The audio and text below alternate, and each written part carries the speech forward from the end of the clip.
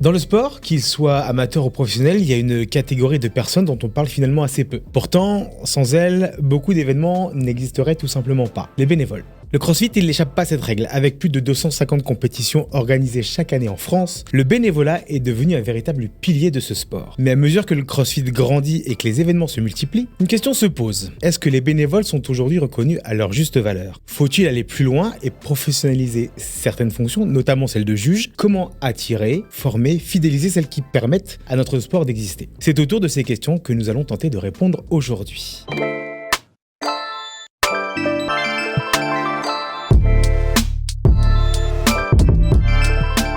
Salut à tous, c'est Greg, bienvenue dans Entre deux Woods, le podcast qui donne la parole à ceux qui font vivre le CrossFit différemment en France. Merci déjà à tous vos soutiens, tous vos retours sur le podcast, ça fait extrêmement plaisir.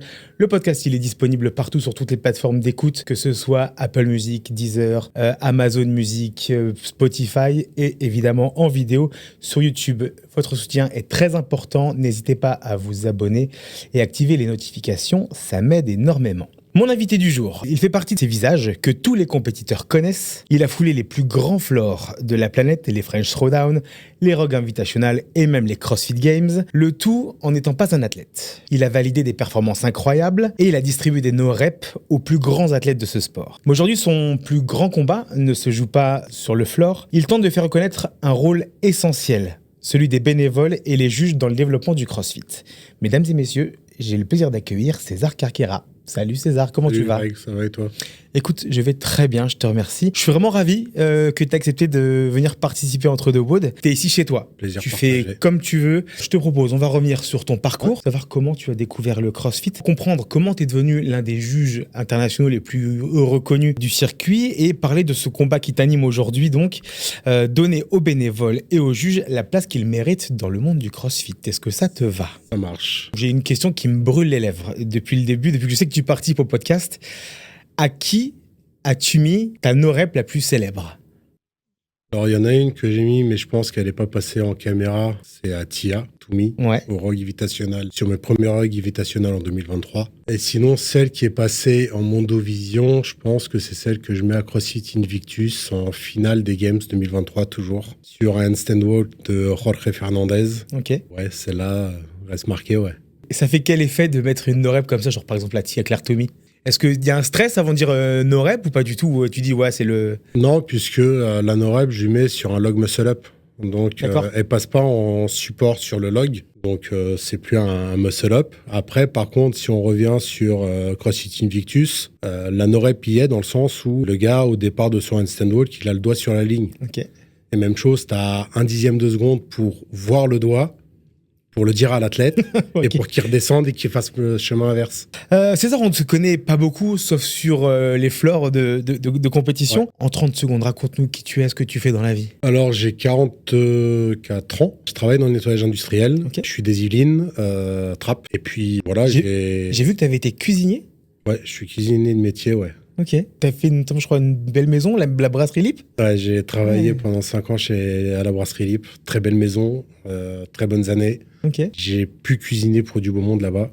Donc, c'était quelque chose qui était sympa, ouais. Et pourquoi t'as changé ? J'ai changé de maison entre-temps. J'ai eu un chef sur la dernière maison où j'ai bossé qui, à mon sens, n'était pas très honnête. Et j'ai préféré bouger avant qu'il me dégoûte de la cuisine. D'accord.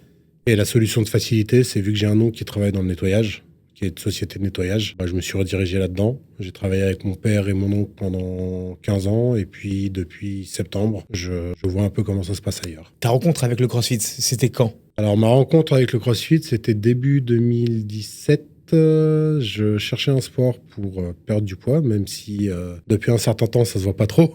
Et puis, j'ai découvert le CrossFit, j'y suis allé. Première séance, c'était avec des jumping pull-up et du rameur, des calories rameur. Et ça s'est fini par un 2 minutes max burpee. D'accord. J'en ai fait 12 en 2 minutes. Et après, quand tu sors de là, tu te dis, putain, mais qu'est-ce que je fous là ? Ouais, Pourquoi est-ce que je viens ? Je pense qu'on a tous la même réaction. Et puis, tu y retournes. Et puis tu y retournes, et puis au final, la boxe devient ta deuxième maison. C'est ça. Est-ce que tu pensais que le CrossFit allait prendre autant de place aujourd'hui dans ta vie ? Non, du tout. Non. Je pensais que J'ai fréquenté pendant une année à peu près une salle de sport classique. Ouais. Et j'avais fait aucune connexion là-bas. Et c'est tout l'inverse du CrossFit. T'arrives, donc t'es obligé de réserver. Enfin, tu le sais aussi bien que moi, t'es obligé de réserver ton hôte, t'es obligé de venir, etc. T'as un engagement entre le coach et toi-même. Et le fait de côtoyer aux mêmes heures les mêmes personnes, tu commences à créer des liens, tu commences à t'intéresser aux gens, tu commences à arriver un peu plus tôt, tu commences à partir un peu plus tard, donc tu rencontres encore plus de monde. Plutôt que de venir à 16h un jour, pour une raison professionnelle, tu viens un peu plus tard, donc tu rencontres d'autres personnes, et ainsi de suite. Et ce qui fait que au bout d'un moment, tes samedis après-midi, tu les passes à la boxe, tes dimanches matin, tu les passes à la boxe. Tu sors de la boxe le dimanche à 13h, et tu te dis comme ça, il faut que je me dépêche parce que y a la famille qui m'attend pour déjeuner. Et puis voilà. Et c'est comme ça. On est tous passés par là. Donc il y a l'athlète et il y a César, le juge. Comment t'es devenu juge? Qu'est-ce qui t'a donné envie de devenir d'être juge? Ça a commencé par les Open, et puis c'est parti sur un délire avec des potes de la première boxe que j'ai fréquentée, où on avait vu que pour les derniers régionaux à Madrid en 2018, ils cherchaient des juges. Et on avait cette candeur de se dire comme ça, on va se positionner dessus, on va être pris. On va aller mettre des no-reps à Willy Georges, à Krenikov, etc. Et puis finalement, ça s'est pas fait. De fil en aiguille, je me suis positionné sur une première compétition, auquel on me répond non, finalement, on me répond, il y a plus de place, c'est complet. Et la veille de la compétition, on me renvoie un message en me disant finalement, est-ce que tu es dispo? J'y vais. Donc ça a été ma première compétition chez CrossFit Tancast. Et la compétition n'existe plus à l'heure actuelle, c'était les Unrusher Summer Contest. D'accord. Et puis après, deuxième compétition que je fais, c'est les European Showdown au CDFAS. Il y avait déjà des athlètes qui étaient plutôt pas mal, même si je les ai juste aperçus et même si je savais pas qui était la moitié. Il y avait, comme à l'époque, Krenikov qui était là, il y avait Mundweiler, il y avait déjà les cousines Andréani, il y avait tout le gratin du CrossFit français, une bonne partie du gratin du CrossFit français, certains gros athlètes, et puis ça a commencé comme ça. Et justement, à quel moment tu t'es dit je peux aller plus loin dans le judging? Est-ce que c'est à la fin de ta première vraie compétition, grosse compétition, où tu t'es dit tiens, je vais pousser un peu plus loin? La compétition que j'avais à l'époque en ligne de mire, c'était les French. Parce que pour n'importe quel pratiquant de CrossFit en France, le French, c'était le summum. Référence, ouais. Et puis en 2018, je suis parti voir le French à Charletti. Et en 2019, j'ai engrangé de l'expérience un peu partout. Et je me suis positionné sur les French, qui était à l'époque le dernier sanctionnal pour les Games. J'ai été pris. Je me suis dit, tiens, on va aller voir un peu ce qui se passe à l'international. Donc j'ai fait les Norwegian Throwdown en 2019. Février 2020, j'ai fait les Stretching Depths où t'avais CrossFit Mayhem qui était là et t'avais Matt Fraser. Et puis Strange. Après, j'ai refait les Norwegian Throwdown qui étaient eux aussi semi-finales. Puis on a eu le Covid. Et retour de Covid, je me positionne sur 2 compétitions, Dubaï et les Wodapalooza. Tu as fait Miami aussi. Voilà. En me disant, à choisir entre les deux, je préfère aller à Dubaï parce que c'est des athlètes qui sont invités. Et j'ai pas été pris pour Dubaï, j'ai été pris pour les Wodapalooza. Et j'en suis bien content parce que l'expérience est juste dingue. Le fait d'aller juger aux États-Unis, tu vois une autre dimension du judging et du bénévolat. Tu es encadré par des gens qui jugent aux Games, qui ont des postes, pour certains, des postes à responsabilité aux Games sur toute compétition nord-américaine. Et tu as vraiment le côté entre guillemets professionnel, même si ça l'est pas, t'as le côté professionnel du bénévolat. Puis après, tout s'est enchaîné.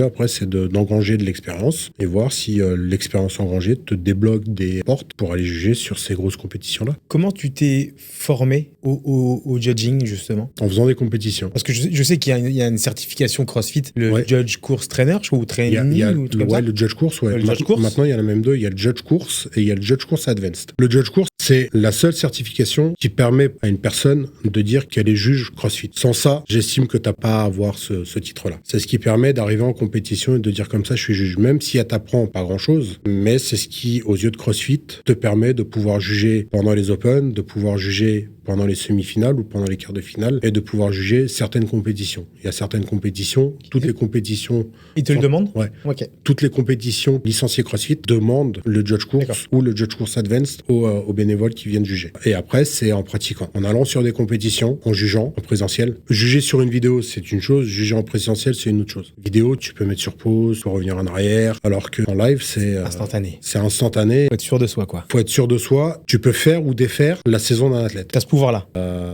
T'as ce pouvoir-là, entre guillemets. Et Est-ce que tu as compté après le nombre de compétitions sur lesquelles tu as été juge? Est-ce que tu sais à la grosse louche? Et on prend les différentes éditions que j'ai fait de certaines compétitions, je dirais entre 50 et 100. Maintenant que tu as fait les Games, tu as fait les Wodapalooza, tu as fait les French, je t'ai croisé plusieurs fois sur beaucoup de floors.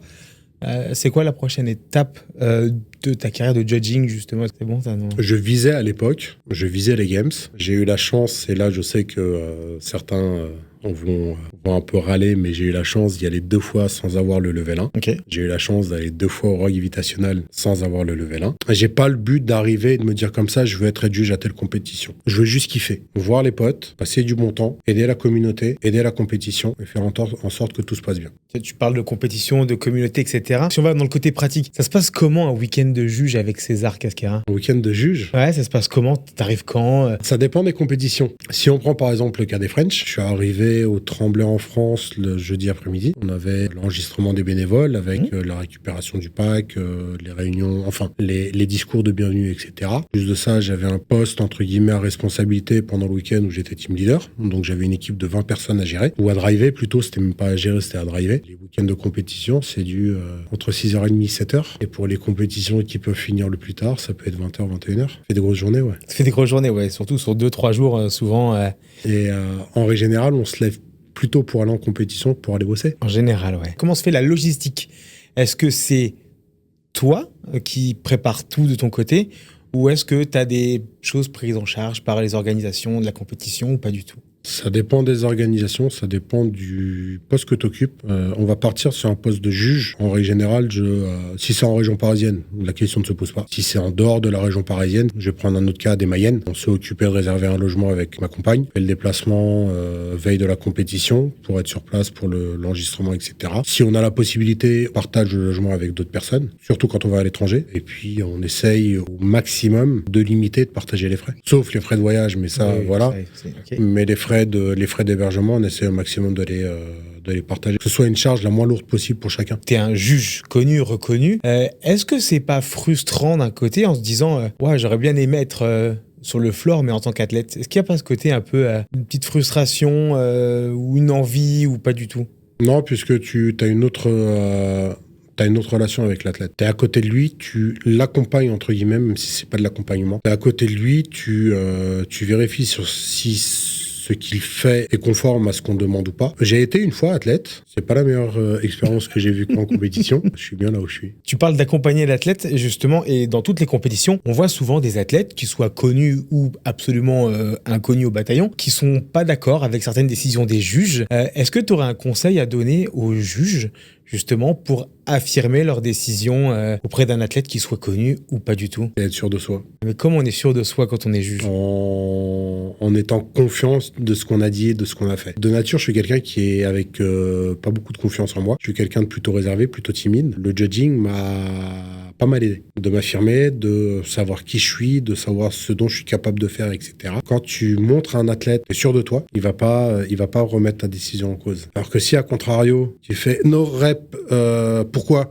Je sais pas, tes coudes ou autre chose, là, l'athlète, il va s'engouffrer dedans, il va plus te lâcher.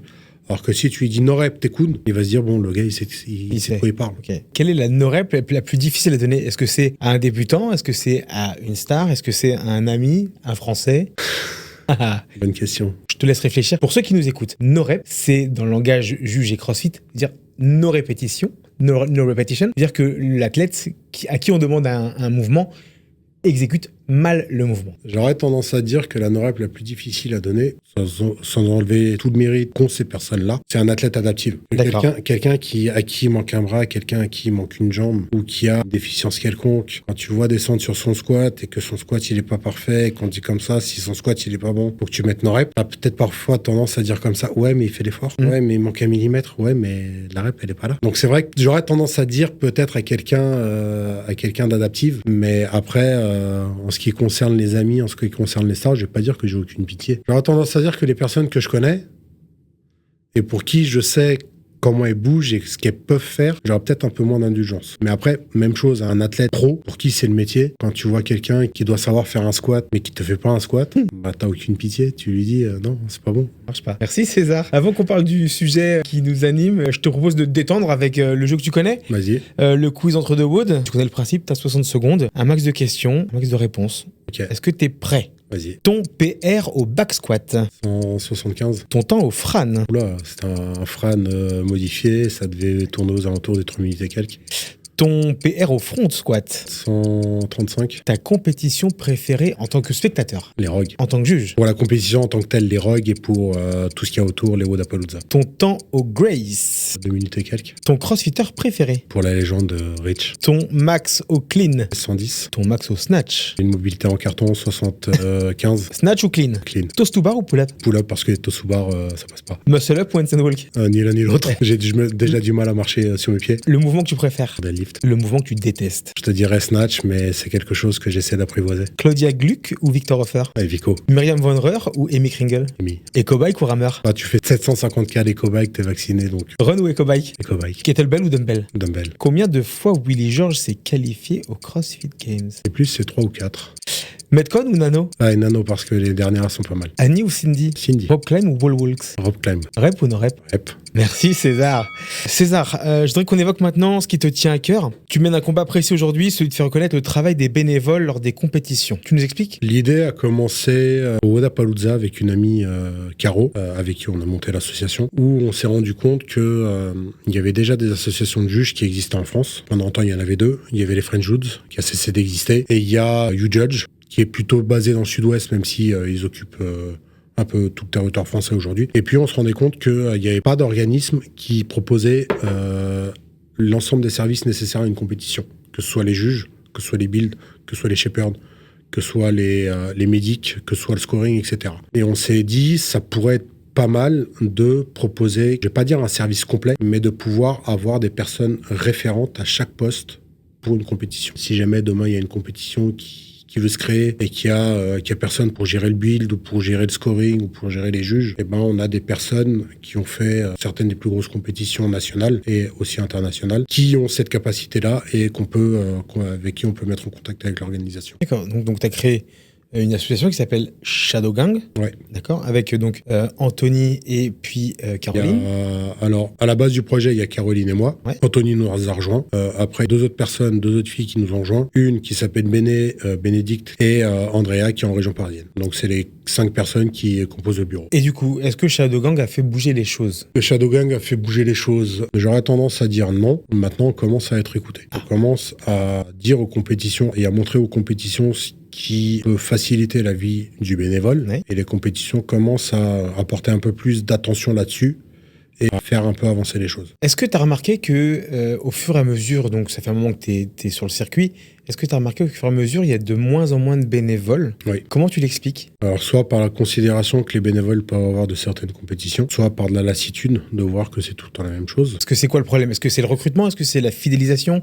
Est-ce que c'est la formation? Est-ce que toi, en tant que professionnel donc de ce milieu-là, tu as pu identifier quelle était cette désaffection justement des bénévoles et des juges? Il peut y avoir le recrutement quand tu as des compétitions qui te demandent d'avoir des certifications, donc le judge course qui, comme j'ai dit tout à l'heure, c'est la condition sine qua non pour moi pour être juge, mais tu as d'autres grosses compétitions qui demandent le judge course Advance, même s'il est valable 3 ans, c'est quand même 50 € à débourser. Et après, tu en as d'autres qui demandent le level 1. Donc, il peut y avoir ça. Il peut y avoir aussi le fait d'arriver sur une compétition, de vouloir occuper une fonction, que ce soit juge ou build ou autre chose, et de se rendre compte que finalement, c'est pas ce qu'on pensait. Et il peut aussi y avoir, tout bête, les relations humaines. Arriver sur une compétition et te dire que la personne qui va encadrer les juges ou la personne qui va encadrer les builds, tu peux pas la saquer. Ouais. Tu dis, je reviens plus sur cette compétition-là parce qu'il y a cette personne-là. C'est malheureux parce que on vient pour faire avancer quelque chose, mais c'est la réalité. Et il y a un problème de recrutement et aussi il y a un autre truc, c'est que je vais pas dire que tu as beaucoup trop de compétitions,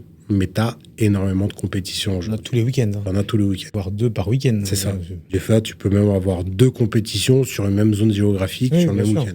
Donc, les bénévoles peuvent, à un moment donné, ne plus savoir où donner la tête. Comment aujourd'hui on pourrait reconsidérer ces bénévoles ? On pourrait les reconsidérer avec des choses qui, pour moi, sont basiques, à savoir les nourrir. On arrive très souvent sur les compétitions, en règle générale, on a le petit déjeuner, on a le déjeuner, mais quand tu arrives le jeudi soir pour le vendredi sur une compétition, le jeudi soir, même si tu as un briefing, le jeudi soir, t'as pas de repas qui est prévu. Le vendredi soir, fin de première journée, t'as pas de repas. Le samedi soir, fin de deuxième journée, t'as pas de repas. Donc, en plus de ton déplacement, ton hébergement, faut que tu penses à tes repas. Si les compétitions pouvaient proposer une solution logement, je pense que pareil, ça serait un gros point positif. Je dis pas que les compétitions, même si le but c'est d'arriver au niveau mondial à une professionnalisation de la fonction, de juge, je parle, les autres fonctions aussi, mais on a plus de mal actuellement à recruter en tant que juge qu'à recruter des builds ou autres, sans arriver jusqu'au paiement des personnes. Si les compétitions pouvaient à minima fournir l'ensemble des repas pendant la durée de la compétition et une solution d'hébergement, je pense que ça aiderait beaucoup à recruter du monde. C'est quelque chose qu'on voit sur les Valmeniers, par exemple. Il y a un accord avec l'organisation et la ville de Valmenier, la station. Oui.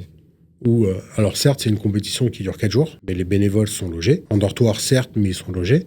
Ils ont 30 € de crédit par jour, si je te dis pas de bêtises, pour le repas, pour pouvoir dépenser dans la station. Tu donnes ne serait-ce que ça à tes bénévoles. Ils disent, ok, moi j'y vais. Et de l'autre côté, quand tu arrives sur des compétitions, on dit, bah écoute, t'as un t-shirt, un sandwich triangle, et c'est tout. Bah, Un café. et des fois, t'es même obligé de payer le café. C'est moyen. Enfin, je vais pas dire c'est moyen, mais à un moment donné, les bénévoles, ils commencent à se poser la question de savoir s'ils retournent sur cette compétition-là ou pas. Oui. Parce qu'après, ils le font aussi, il y a beaucoup qui le font par amour de ce sport. Ouais, il y en a qui le font par amour du sport, il y en a qui le font pour aider la communauté. Aider la communauté, bien sûr. Mais malheureusement, t'en as d'autres qui le font pour les belles photos qu'on peut mettre sur les réseaux sociaux. T'en as d'autres qui le font pour la fonction qu'il peut y avoir marquée sur le t-shirt. T'en as qui le font pour la dotation et pour les cadeaux qu'on a aussi dans la dotation. Aujourd'hui, on en est là. Et je fais telle compétition, je fais par exemple les French. Je vais la prendre en exemple parce que c'est une compétition qu'on a fait tous les deux et c'est une compétition qui existe depuis 10 ans. Les French en dotation, 3 t-shirts, on a eu 2 shorts, on a eu les chaussures. Si je parle juste en textile, sans parler des à côté, parce que les à côté, bien sûr. Pour moi, c'est que du bénéf, c'est que du positif. Si on parle juste en textile, tout Thierry Bock, t'as entre 3 et 400 €. Oui. Tu fais les French tous les ans, t'as une paire de pompes tous les ans. Donc oui, c'est un plus, mais après, tout ce qu'il y a à côté, la gourdietti, les maniques, les cordes à sauter, etc. Alors du principe que c'est un bonus, ça fait plaisir, mais c'est un bonus. Et est-ce que toi, dans ton expérience, t'as eu des choses qui t'agacent vraiment, que t'as vu, tu te dis, ok, là, c'est trop, quoi. Ouais. Vas-y, raconte-nous. Ouais.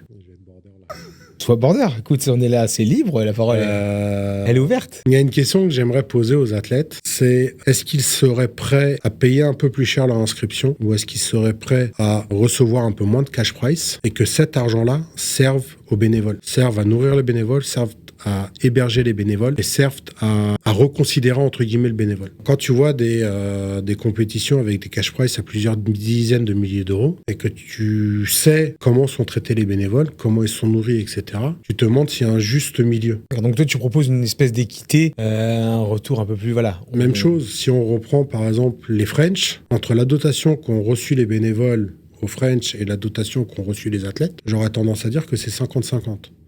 Il n'y a que vraiment sur les grosses compétitions comme les Rogue Invitational ou les Games, qui ne sont pas en France, qui font partie des plus grosses compétitions, où tu peux voir qu'il y a une vraie disparité entre ce que reçoivent les athlètes et entre ce que reçoivent les bénévoles. Mais après, si on prend par exemple les French, la dotation de ce que j'ai pu voir donnée aux athlètes est quasiment équivalente à la dotation qui est donnée aux bénévoles, ou inversement.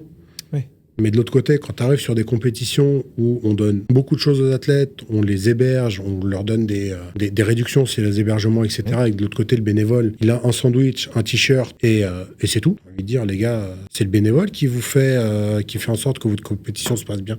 C'est le bénévole qui se lève tous les matins à 6h, enfin, qui se lève pendant la compétition à 6h du mat, qui est sur le floor à 6h30 ou 7h pour assister au briefing et qui à 8h tapante est déjà au taquet pour la première vague. C'est le bénévole qui reste jusqu'à 22h parce que la vague s'est terminée à 20h. Il faut faire un débrief. Il faut parfois rebriefer pour la journée d'après, bien sûr, pour le lendemain, pour que la journée se passe bien et qui revient le lendemain matin à 6h du matin sur le floor pour faire en sorte que la journée se passe bien. Remettre un peu, resituer et restructurer un peu les choses, se dire ok, je crée une compétition, j'ai des fonds pour créer la compétition, il me faut la main d'œuvre. Est-ce que cette main d'œuvre, j'estime qu'elle a une juste rétribution de l'engagement qu'elle a. Et je pense que si certaines compétitions arrivent à cette réflexion, on va pouvoir avancer. Les gens de la communauté vont pouvoir se reposer la question de savoir si ils sont prêts à revenir ou non. Parce qu'il y a beaucoup de personnes que j'ai pu côtoyer en compétition qui ont décidé d'arrêter parce que justement, ils avaient l'impression de ne pas être estimés à leur juste valeur. Bien, merci pour ta franchise, mon cher César. On va jouer un autre jeu, si ça te dit, histoire de faire redescendre l'atmosphère. Je te donne une situation, le jeu s'appelle Rep ou No Rep. Ouais. Donc, je pense que tu as l'habitude. Je te donne une situation, une idée ou une affirmation. Tu la valides, tu me dis Rep, si t'es d'accord. Tu la valides pas, tu me dis No Rep. Et tu me justifies ta décision, ok ? Vas-y. Alors, les juges devraient être rémunérés. Rep ou No Rep ? Rep. Ça changerait quoi ? Ça changerait quoi ? Ça changerait que beaucoup de personnes sont exigeants envers le juge en compétition. Ils veulent du professionnalisme, mais de l'autre côté, parfois, c'est les personnes qui demandent un peu plus de professionnalisme aux juges sont aussi organisateurs de compétition. Oui. Mais de l'autre côté, quand ils organisent leur compétition, ils ne pensent pas à ce côté professionnalisme. Donc le fait d'avoir des juges professionnels et payés pour quelque chose, c'est comme pour tout. Quand tu payes quelqu'un, tu attends un résultat. Mmh. Et si le résultat n'est pas à la hauteur de tes attentes ou à la hauteur du contrat conclu, tu peux arriver à côté de la personne et lui dire écoute, on était parti sur tel truc, j'ai pas atteint l'objectif. Pourquoi ? Tu as une réponse à me donner ou pas ? Si oui, tant mieux, ça renégocie. Sinon, voilà, est-ce que tu mérites ton cachet ? Est-ce que tu mérites de le percevoir en intégralité ou pas ? Donc, si les athlètes, si les organisateurs veulent des juges qui soient carrés et qui soient sûrs de ce qu'ils font, ouais. Est-ce qu'un juge doit avoir pratiqué le crossfit ? Rep. C'est comme, je vais parler de mon cas, hein, c'est comme un tatoueur qui n'est pas tatoué, tu vas pas le voir. Tu penses qu'on peut être, par exemple, un bon arbitre sans être un bon athlète ? Je pense. Ouais, ok. Il y a des très bons coachs de foot qui ont été mauvais joueurs et qui sont excellents coachs. Je suis entièrement d'accord avec toi, César. Est-ce qu'il est plus difficile de juger une star qu'un inconnu ? Rep ou no rep ? Alors, no rep.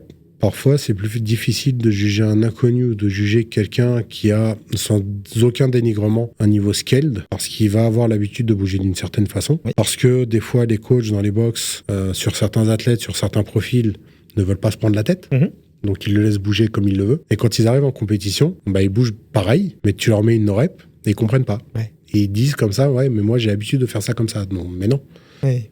Donc, un athlète pro, quand tu lui mets une no-rep, il va pas chercher à comprendre. Il va corriger quand tu lui donnes l'explication. Ouais. Un athlète scaled ou un athlète intermédiaire, il peut avoir la tendance de discuter la décision. Des fois, tout arrêter et se prendre la tête vraiment avec le juge. Une compétition ne devrait jamais fonctionner uniquement avec des bénévoles. Rep ou no-rep ? Rep, il y a des événements malheureux qui ont eu lieu il y a peu de temps. Je vais pas dire que si ça n'avait pas été des bénévoles, l'issue aurait été différente. Mais encore une fois, quand tu payes pour un service, tu t'attends à avoir un résultat. D'accord. Et tu peux arriver et taper entre guillemets sur les doigts de la personne qui ne te rend pas ce service-là. Quand tu demandes à des personnes de le faire bénévolement, est-ce que tu peux avoir la même exigence de ces personnes-là ? Surtout quand c'est sur des postes clés. Et quand c'est sur des postes où il peut y avoir un enjeu un peu plus important que gagner une compétition ou autre. Les bénévoles sont souvent les oubliés des compétitions. Rep ou no rep ? Rep. Les athlètes connaissent mal les standards. Rep ou no rep ? Alors, no rep, je vais pas dire qu'ils connaissent mal les standards, mais je vais plutôt avoir tendance à dire que parfois, ils ont du mal à se situer dans l'espace et à savoir ce qu'ils sont en train de faire. J'ai eu le cas avec des athlètes sur qui on avait demandé de faire des KB swing US, bras tendus. D'accord. Qui faisaient bras fléchis. Tu leur mettais des no rep, ils râlaient. Ils comprennent pas. Et ils comprennent pas. Et tu leur dis de tendre les bras. Donc ils râlent. Ils refusent limite de signer à la scorecard. Et une fois qu'ils sont posés, une fois qu'ils ont vu leur exécution, ils reviennent te voir et ils disent comme ça, ok, je m'excuse. T'avais raison. Ce que j'ai fait là, je veux plus le revoir. Ok. Et donc oui, ils connaissent les standards. Des fois, c'est juste qu'ils ont une mauvaise perception de comment est-ce qu'ils bougent dans l'espace. Le niveau des compétitions françaises progresse. Rep ou non rep ? Ok, l'expérience à l'international. J'aurais tendance à dire rep. On a la chance d'avoir une compétition qui est devenue une compétition majeure à l'international, les French. Bien sûr, French Throwdown, oui. Qui, depuis 2019, sont implantés sur la carte du CrossFit mondial, même si c'était déjà le cas. Mais depuis 2019 et surtout depuis 2024, il y a un enjeu pour la saison des CrossFit Games. Donc c'est ce qui tend à avoir une progression et à tirer vers le haut toutes les autres compétitions. Je pense que chaque compétition grandit par rapport à ça et tend à élever son niveau aussi un peu par rapport à ça. Merci. Mon cher César. La solution à tout ça avec Shadowgang et tout, c'est quoi? Est-ce qu'on forme mieux les juges? Est-ce qu'on les paye vraiment? Alors, tu vois, je pense, quand tu me parlais tout à l'heure de payer ou de faire bêcher les cash price des athlètes et tout ça, je pensais à autre chose. Est-ce qu'on ferait pas, par exemple, profiter les bénévoles et les juges, par exemple, d'une réduction sur leur abonnement à la boxe? Ça peut être une forme de rétribution. Enfin, est-ce qu'il y aurait pas quelque chose à réfléchir là-dessus ou ce serait trop compliqué à mettre en place? Je pense déjà qu'il y a un souci de formation et d'engagement. Parce que ce qui fait rêver, peut-être que je m'exprime mal, peut-être que j'ai une mauvaise perception, ce qui peut faire rêver certaines personnes dans le bénévolat au niveau du CrossFit, c'est le côté juge. Parce que tu as un contact privilégié avec l'athlète. Direct, ouais. T'as un contact direct avec l'athlète. Moi, ça m'est arrivé qu'il y ait des juges qui viennent me voir et qui me disent comme ça, mais moi, sur telle ligne. Pourquoi? Parce qu'ils savaient que sur telle ligne, c'était tel athlète. Et ils voulaient le juger. Donc t'as envie de leur dire oui, mais de l'autre côté, tu te dis comme ça, si je lui dis oui à lui, il faut que je dise oui à tout le monde. Il y a déjà la perception des gens de se dire comme ça, je veux être juge parce que je veux avoir un contact privilégié avec les athlètes, mais tout le monde n'est pas fait pour être juge. Arriver sur le floor et prendre une décision, comme on l'a dit tout à l'heure, sur un dixième de seconde, concernant un squat, concernant du handstand walk avec un doigt sur la ligne ou autre chose, tout le monde n'a pas l'habilité de le faire. Tout le monde n'a pas le caractère pour le faire. Je pense déjà qu'il faut que les personnes arrivent, choisissent un poste, choisissent le poste qu'elles veulent voir. Et si jamais l'expérience n'est pas à la hauteur de leurs attentes, se poser avec ces personnes-là et leur dire comme ça, ok, t'as été juge par exemple, ça le fait pas parce que t'as pas le caractère pour, parce que c'est trop de pression, etc. Il y a d'autres fonctions dans le bénévolat CrossFit. Bien sûr. Et viens explorer autre chose et viens voir ce qui pourrait t'intéresser. Ensuite, en ce qui concerne le paiement, c'est tendancieux dans le sens où on est bénévole, on est volontaire pour le faire. Oui. Donc je sais qu'il y a certaines compétitions qui payent. Il y a certaines compétitions qui, à partir du moment où tu as une certaine fonction, tu vas avoir une rémunération où tu vas avoir certains avantages que les autres bénévoles ne vont pas avoir. Voilà. Maintenant, c'est toujours délicat d'arriver et de dire comme ça, ok, moi, par rapport à lui, j'ai mon hébergement qui est pris en compte ou je vais percevoir tant d'argent parce que j'ai une fonction, parce que je suis directeur des juges, parce que je suis juge ou autre chose. Et quand tu as une personne qui fait quasiment le même taf que toi et qui vient et te dire moi je vais être payé, lui il va pas être payé et il va avoir autant de pression que moi, est-ce que c'est mérité? Est-ce que je sais pas? Et donc du coup, est-ce que cette professionnalisation, elle ne nuirait pas un petit peu à ce sport, justement? Elle pourrait nuire parce qu'elle pourrait ramener des personnes qui ne viendraient que pour le côté vénal du truc. Tu parlais des juges à l'international qui étaient plus professionnels. Est-ce que tu sais comment ça se passe précisément? Les juges à l'international, comment ils sont considérés, eux? Est-ce qu'ils sont bénévoles? Est-ce que vraiment il y a un côté... Ils sont bénévoles. Quand tu vas juger les CrossFit Games, quand tu vas juger les Rugby National, quand tu vas juger les Wodapalooza, tu es bénévole. La différence qu'il peut y avoir avec les compétitions en France, c'est que par exemple, quand tu vas au Wodapalooza, la compétition dure 4 jours, jeudi, vendredi, samedi, dimanche. Tu as rendez-vous le mercredi pour ton enregistrement. À partir du mercredi soir, tu peux manger sur place. Ensuite, pendant les 4 jours de compétition, ton petit déjeuner, ton déjeuner et ton dîner sont pris en charge par la compétition. Donc déjà, c'est de l'argent en moins, et surtout aux États-Unis, quand on voit combien coûte la nourriture là-bas. Donc déjà, rien que par rapport à ça, ça t'enlève déjà... C'est un budget auquel tu n'as pas forcément besoin de prévoir. Il y a une autre façon de driver les bénévoles. Je vais pas dire qu'en France, on n'est pas dans la considération du bénévole. Parfois, on peut être un peu trop sec, un peu trop brut quand on parle avec les bénévoles ou quand on parle avec les athlètes. J'ai été dans le cas où on a pu me dire que mes briefings n'étaient pas assez clairs. Oui. On a pu me dire, des athlètes, on peut me dire que je leur parlais mal. On a pu me dire que je me donnais de l'importance, alors que j'ai aucune importance dans le milieu du CrossFit. J'ai mes torts de fait de pas être assez clair, de pas être brut ou autre. Mais ouais, on t'amène une autre approche. Les briefings, je me suis rendu compte aux États-Unis, par exemple, que sur une journée de compétition, c'était mieux de commencer ton briefing par le dernier WOD que tu allais juger et terminer par le premier WOD que tu vas juger. Comme ça, tu l'as en mémoire frais. Frais, bien sûr. Alors qu'habituellement, j'avais l'habitude, moi aussi, de commencer par le premier WOD de la journée et de dérouler jusqu'au dernier. Et t'arrivais, une fois à la fin de ton briefing, merde, il fallait que tu rebriefes le premier parce qu'ils allaient rentrer sur le floor. C'est quoi le premier WOD? C'est ça. Ouais, okay. Et c'est une autre façon de gérer la compétition. C'est plus pragmatique, quoi. J'ai beaucoup appris en observant les gens aux États-Unis. Ok. Et pas forcément que aux États-Unis. Mais j'ai beaucoup appris en observant d'eux. En France aussi, tu apprends, mais l'approche est différente. Et dans le monde du sport, donc pas que dans le crossfit, hein, mais il y a un sport qui a émergé très très fort et très très rapidement. Je parle de l'Aerox. Est-ce que tu sais comment ils sont considérés, les juges de l'Aerox? Alors, j'ai que des bruits de couloir. Je sais qu'en dotation, c'est moins que le crossfit. Je crois qu'ils ont une paire de pompes. Non, je crois qu'ils ont un t-shirt. Je crois qu'ils ont même pas de paire de pompes. Je sais pas. Je crois qu'ils ont un t-shirt. Ils ont, je sais pas si c'est un code réduc ou si c'est un billet pour un Aerox. Okay. Ils travaillent par demi-journée ou journée complète. Mais voilà, les journées complètes. Déjà, des fois, je me plains des journées crossfit, de me dire c'est du 6h du mat, 22h. Mais eux, c'est 6h du mat, 22h sur un week-end complet. Ouais. Donc, non, après, j'ai fait quoi comme autre compétition un peu hybride? J'ai fait ATX Paris.